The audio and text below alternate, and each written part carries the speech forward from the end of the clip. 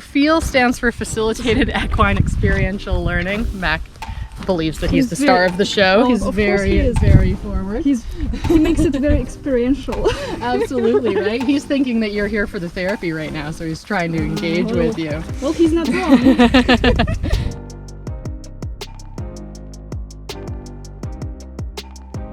Can you talk a little bit about the therapy program? Yeah. Who is it for, and how is it working? Absolutely. It's mainly for people that struggle with depression, anxiety, and post-traumatic stress.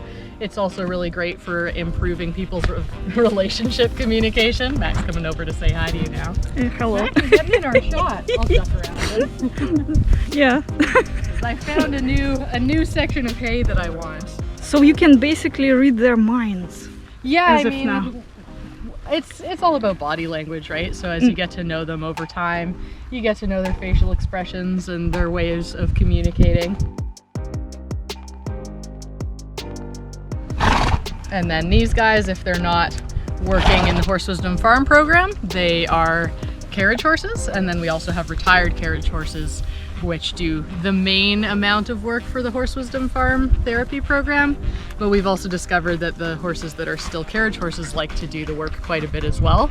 So we have them volunteering to work with our clients. So workaholics. Totally, yeah. They like to have a purpose, that's for sure.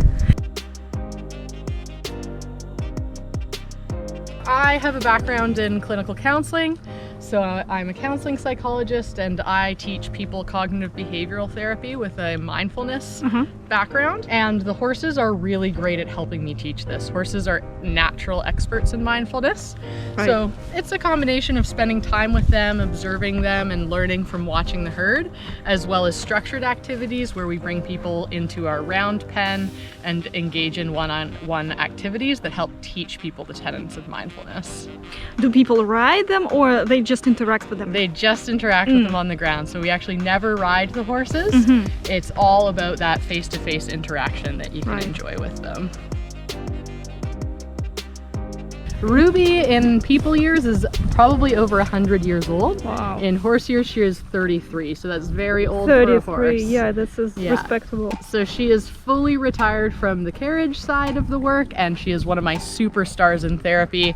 She loves connecting with people, and she really loves some of our more structured activities and finds really interesting ways to express herself and communicate with clients. And how does it help to increase mindfulness? So part of it is about observation and learning from them, and then part of it comes from teaching an aspect of mindfulness and then applying it through a structured activity. So for example, one of the activities we do is we watch them and we notice how present they are. For example, if you point the camera over here for a moment, you'll see horses that will sit there meditating for hours on end, and they will basically barely move at all. And then I'll ask a client, you know, do you think you could sit there for hours on end meditating? And most people say no to that. So I'll say, okay, why don't we go up and stand with the horses and try it just for a couple of minutes? And for some reason, people find it much easier to meditate in the presence of the horses than they do, say, sitting in a counseling office. The other aspects have a lot to do with learning to use emotions as messages. And horses are very good at this because they don't have the verbal processing to get in their way. So if they feel fear, they know that is a message to get to a position of safety, and they'll run away from what scares them. If they feel anger, they know that that is a message that they need to set a boundary, and they'll set a boundary with another horse by pinning their ears or swishing their tails or even squealing, which is a noise most people have never heard a horse make, but they will squeal at each other to set a boundary. So again, by watching the herd engage in things like boundary settings, we can learn to set boundaries ourselves, and we do actually teach people how to set boundaries with the horses. So if somebody really needs to learn to set stronger boundaries, the horse that volunteers for them might be a horse that kind of likes to get into your personal space. And we teach them how to set a healthy boundary without having to touch the horse, using body language to communicate.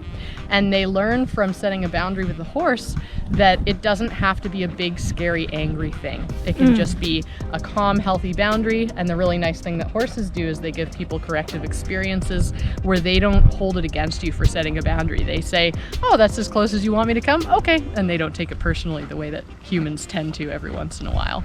So we engage in all these little exercises to practice things that mindfulness would teach us. Wow, this is so impressive. The really magical part of this work is that because it's the horses who decide who's going to work with the client, I never force a horse to work with a client.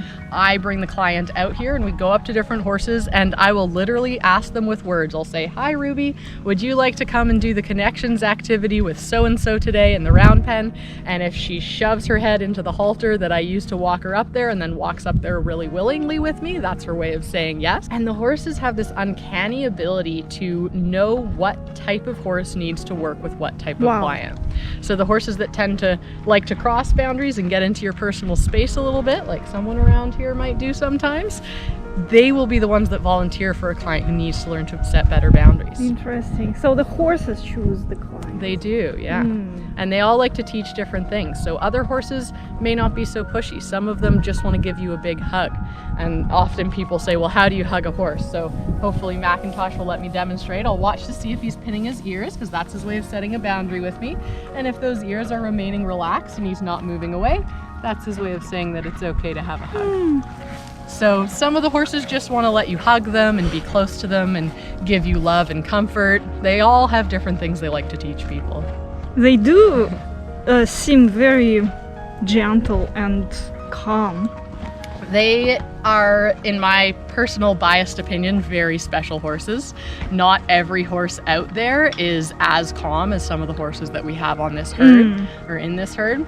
And I think a big part of it, honestly, is their history as carriage horses. They've been around so many people and they've gotten to know people for so many years as non-threatening individuals that they do have a very gentle, trusting nature about them compared to the average horse. So not all field programs use draft horses, but I have a particular fondness for the drafts because I just find them so gentle and so lovely and easy to work with. So their professional background is really useful for this type of work. Yeah, exactly. They know that people are not here to harm them. Now we might get a little bit of a jostling around as they decide who's eating, because as much as they are gentle with people, they are not always gentle with each other. Not always. And that big black horse Herbie is one of the most dominant horses on the herd.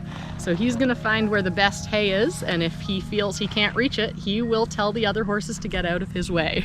We don't do all of our activities here in the forest. It is really nice to come out here and watch them interact as a herd, because there are so many lessons that we can learn from that. But a lot of our activities will be one-on-one with the horses in the round pen, so that you don't have to be quite as mindful, or so that I don't have to be quite as mindful of what's going on. So you can see Michael's ears flat against his neck right now. Michael is setting a boundary with the other horses there. That's his way of saying, this is my space now, and I would like you to stay out of my space. Right.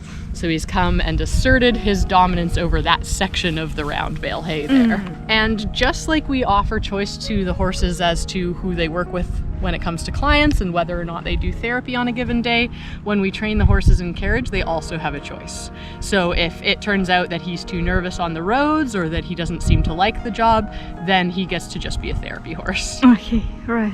And what would be the kind of a feedback that people give you from participating in this program? What I hear the most is you have to see it to believe it, or experience it to believe it. Yeah. A lot of people say they had this urge to come here and they didn't really know why, and they didn't know what about it was going to work for them. But once they felt the magic of being in the presence of the horses, one of the things they say is it's just extremely grounding and calming and comforting just to be here. So as much as our structured activities are great for, you know, learning lessons and having insights about yourself, probably the most powerful aspect of our work is just being in their presence. And that's what a lot of my clients say, is just being around them is as beneficial as anything else that we do here for feeling calm and relaxed and grounded and present.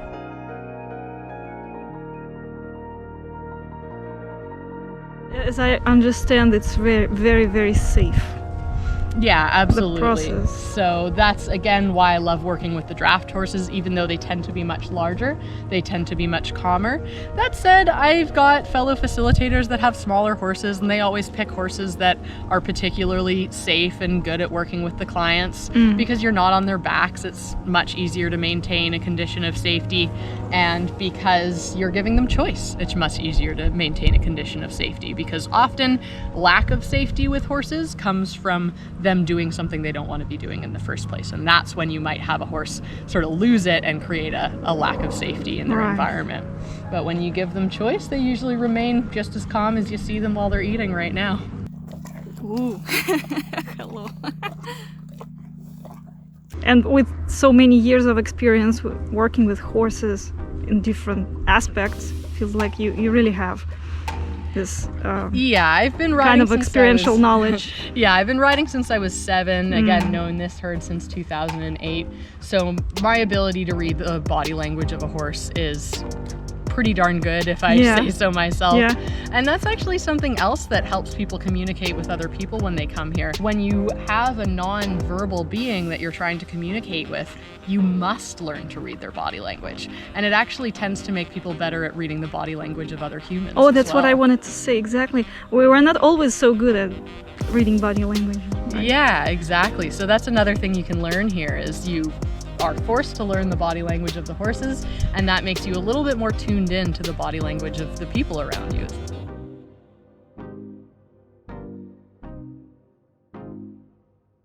Eventually we will be opening group sessions up again, so that will probably be coming, hopefully fingers crossed, by this fall. We'll open up to small groups, maybe 4 to 6 people or so. I did have some group work before COVID happened, and definitely looking forward to getting back into the group work. And so for the past year or so, it's been just individual sessions. They've got a nicer home than a lot of people I know. Well, yeah. And job security. And job security as well. Yeah. They really do show us a lot of signs that they really love the carriage work. And that's actually one of the reasons that my business partner, the owner of the carriage company, wanted me to start this program, is that we were actually starting to see signs of depression in the retired horses. Oh, they missed their job. They had had a purpose for so many years of their life. They interacted with people all the time. They had something to do to keep them busy. And then all of a sudden they were retired, and you'd see them trying to get onto the horse trailer. They would even break a fence and get onto the horse trailer if it was open while we were loading other horses. So part of the reason for starting this program is for me to combine my love of horses and my love of counseling. Part of it is for the public to give this gift of horses to the general public, and part of it is for the benefit of the retired horses so that they still have a purpose. Oh, sounds like a perfect combination for everyone involved. I certainly enjoy it. Yeah. The horses seem to really like the work as well. Oh, great. Oh my God, thank you so much. You're welcome.